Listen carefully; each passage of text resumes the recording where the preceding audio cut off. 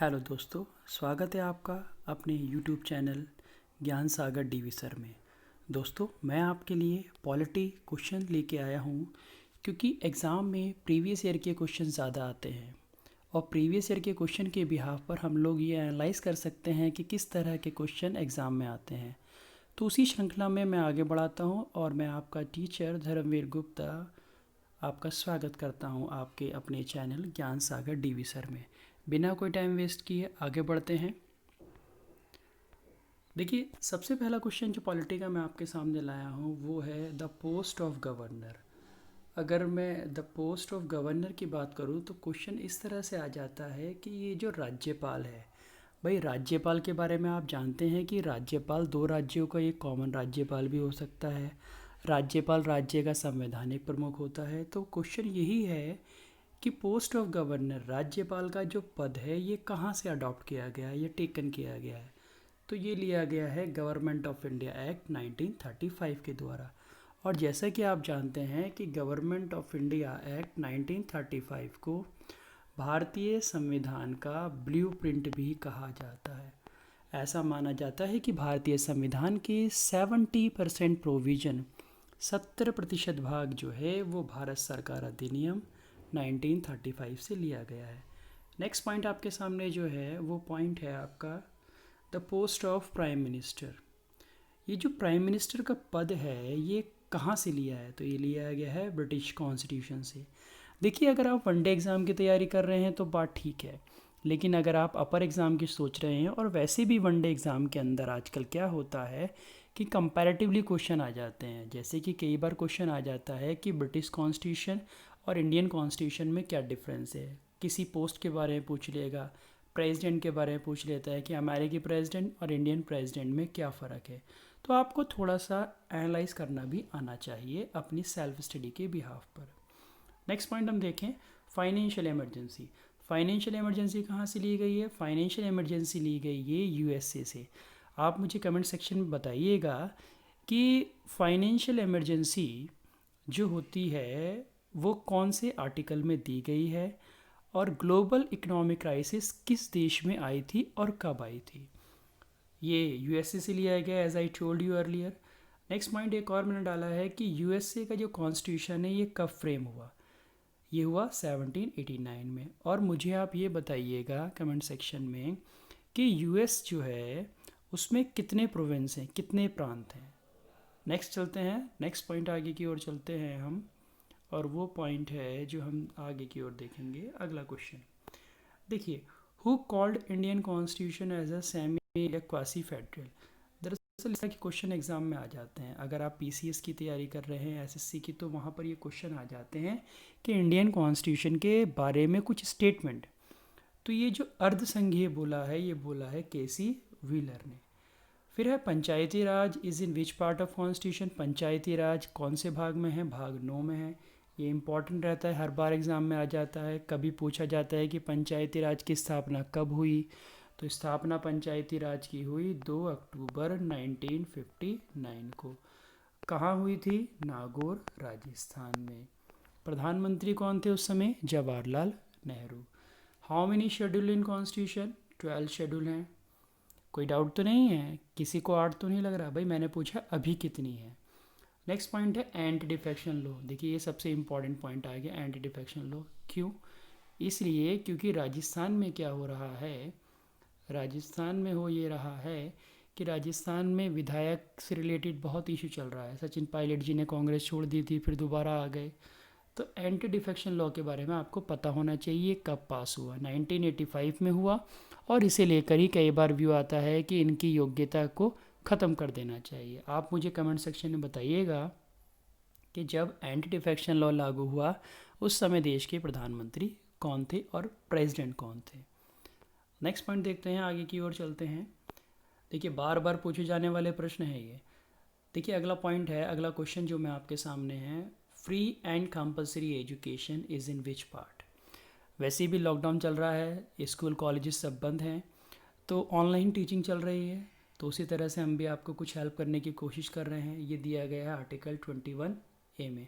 आप मुझे ये बताइएगा कि ये जो शिक्षा का अधिकार है जो आर्टिकल 21A में रखा गया है, क्योंकि 21 में क्या है, जीने का अधिकार। तो आप मुझे ये बताइएगा कि ये जो है ये 21 में तो है, लेकिन ये कौन से वाद में कोर्ट ने निर्णय दिया था, किस केस में ये कहा था कि शिक्षा का अधिकार एक फंडामेंटल राइट होना चाहिए। नेक्स्ट है बैन ऑफ अनटचेबिलिटी, छुआछूत, अस्पृश्यता की समाप्ति, आर्टिकल 17। इलेक्शन ऑफ प्रेसिडेंट, राष्ट्रपति का निर्वाचन, article 54। Type of president election, किस तरह से होता है उसका इलेक्शन, 55 में। ये बहुत कन्फ्यूजिंग वाले हैं, एसएससी में पूछे जा चुके हैं ये, इसलिए ध्यान रखिएगा। नेक्स्ट पॉइंट देखें आगे की ओर, और वो पॉइंट है नाउ और नेवर, अभी नहीं तो कभी नहीं। ये है टर्म ऑफ प्रेसिडेंट, राष्ट्रपति का कार्यकाल कितना होता है। कोई मुझे बताएगा कि राष्ट्रपति का मैक्सिमम टेन्योर कितना होता है, कमेंट सेक्शन में मुझे बताइएगा। तो 56 में है टर्म उसका। ओथ जो होती है वो 60 में है। कमेंट सेक्शन में मुझे बताइएगा कि राष्ट्रपति को शपथ कौन दिलाता है। राष्ट्रपति दिलाता है, राष्ट्रपति को शपथ दिलाता है चीफ जस्टिस ऑफ इंडिया। लेकिन अगर chief justice of India present नहीं है तो उस कंडीशन में राष्ट्रपति को शपथ कौन दिलाएगा, ओथ सेरेमनी किसके द्वारा की जाएगी। नेक्स्ट है separation of judiciary from executive, यानी कि कार्यपालिका का न्यायपालिका से विभाजन, आर्टिकल 50। इंपॉर्टेंट पॉइंट है, याद रखिएगा। राइट टू एजुकेशन इम्प्लीमेंट कब हुआ इंडिया में, 1 अप्रैल 2010 को। आप बताइएगा कि राइट टू एजुकेशन एक्ट किस ईयर में पास हुआ। समझ में आ रही है बात। इसी तरह से प्रैक्टिस हम करेंगे क्वेश्चंस की। नेक्स्ट चलते हैं आगे की ओर, और देखिए क्वेश्चन मैंने आपके रख दिया है कि हु कॉल्ड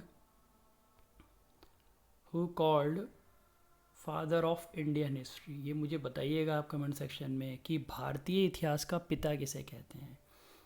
नेक्स्ट पॉइंट देखें, कॉमन सिविल कोड कौन से आर्टिकल में, आर्टिकल 44 में है।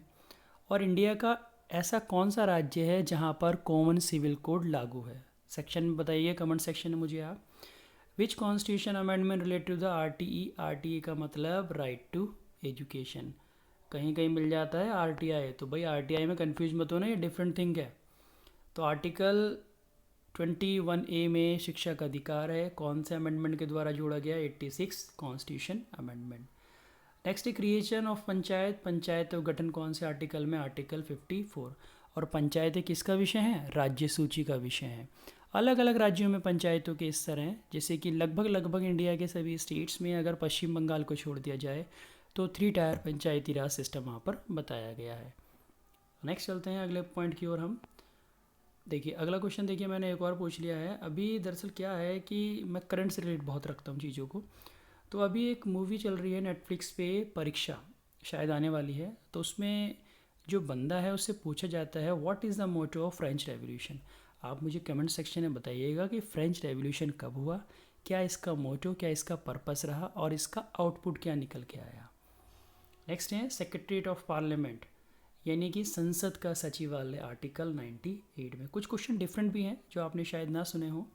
Chairman and deputy chairman of Rajya Sabha, article 89 में। आप मुझे बताइएगा कि डिप्यूटी चेयरमैन और चेयरमैन राज्यसभा के एट प्रेजेंट हैं कौन। Eligibility of a parliament member, यही कि अगर वो पार्लियामेंट, लोकसभा, राज्यसभा के सदस्य उन शर्तों को पूरा ना करें तो उनकी मेंबरशिप कैंसिल हो सकती है, जिसे कहते हैं एंटी डिफेक्शन लॉ का मैटर। और ये डिसाइड कौन करता है, लोकसभा अध्यक्ष। नेक्स्ट है joint session of parliament, very important, बहुत एग्जाम में आता है ये, वेरी इंपॉर्टेंट, मैं लिख देता हूँ यहाँ, आर्टिकल 108 में। इसके लिए मुझे कमेंट सेक्शन में बताइएगा ये पहली बार कब बुलाया गया। नेक्स्ट पॉइंट देखें अगला जो पॉइंट आपके सामने है स्टूडेंट्स, वो मैंने देखिए कुछ डिस्क्रिप्टिव चीज़ डाल दी है। आपको कमेंट सेक्शन में मुझे बताना है कि फंडामेंटल राइट और directive principle of state policy में क्या फ़र्क होता है, क्या डिफरेंस होता है। आप पढ़ेंगे और अगर क्लियर ना हो तो आप मेरे से डिस्कस करेंगे। तो क्वेश्चन जो है, फाइनेंस बिल कौन से आर्टिकल में है, ये है आर्टिकल 117 में। मनी बिल कौन से आर्टिकल में, 110 में। देखिए कन्फ्यूजन क्रिएट हो रहा होगा आपको, इसलिए मैंने सभी एक साथ रख दिए हैं। एनुअल फाइनेंशियल स्टेटमेंट, दरअसल हमारे कॉन्स्टिट्यूशन में या बजट का कहीं पे नाम नहीं है, बजट की जगह क्या वर्ड यूज़ हुआ है, एनुअल स्टेटमेंट, तो ये है। और बजट किसने प्रस्तुत किया 2020 का, निर्मला सीतारमन, जो इंडिया की फाइनेंस मिनिस्टर हैं। Pre acceptance of present money bill जो होता है दरअसल उस पर राष्ट्रपति की पहले ही एक्सेप्टेंस होती है, और मनी बिल पर जॉइंट सिटिंग ऑफ पार्लियामेंट नहीं लाया जा सकता क्योंकि राज्यसभा की वहाँ पर पावर कम होती है। राज्यसभा सिर्फ मनी बिल को 14 डेज़ की अपनी रिकमेंडेशन के लिए रोक सकती है, और अगर राज्यसभा मनी बिल को विद इन 14 डेज़ लोकसभा को वापस नहीं करती तो वो बिल पास माना जाता है। तो इस तरह से हमने पॉलिटी के कुछ क्वेश्चन देखे। इसी तरह के क्वेश्चन हम कुछ हिस्ट्री के करेंगे, पॉलिटी के करेंगे, ऐसे ही हम ज्योग्राफी के करेंगे, और ऐसे ही सेक्शन वाइज हम लोग चलते रहेंगे। किसी भी सपोर्ट के लिए आप मुझे कमेंट सेक्शन में ज़रूर बताइएगा। Thank you very much for watching this video.